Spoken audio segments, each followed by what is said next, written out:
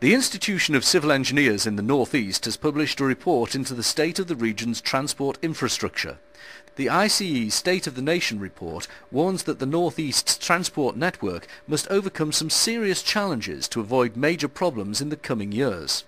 Increasing congestion, lack of investment and lengthy delays to planning decisions are all cited as a cause for concern. The report has been compiled by a panel of experts who looked at planning and capacity across the network, taking into account rail, road, sea and air. The State of the Nation report has been prepared over the last few months by myself and fellow transport professionals in the region. The report addresses the current state of the transport infrastructure within the North East and runs in parallel with the national report.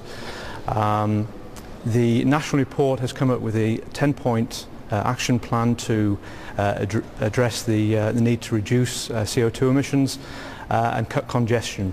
The regional report focuses more on the current problems facing the region's transport infrastructure, and it's now time that we do something about it. For too long there's been inaction. Across the region, our rail network is increasingly relied upon by industry and commuters. Despite the North East being the birthplace of the world's first railway, the report warns that the region's rail network must improve if it's to deliver wider economic benefits. We have the second largest port in the UK at Teesport, just down the tracks here. So it's an important freight line. There's 20 or 30 freight movements per day, and that was forecast to increase as the port grows and becomes a major import centre for goods for the north of England.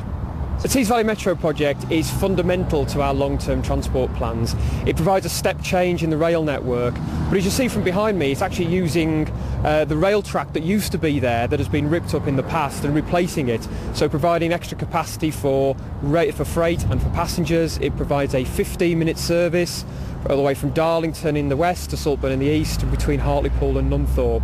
It will provide a big alternative to the private car in terms of reducing journey times and increasing passenger comfort. It's really a railway for the 21st century, building on what was a railway for the 19th century when it started. All over the North East, commuters are experiencing increased congestion on the region's main arterial roads.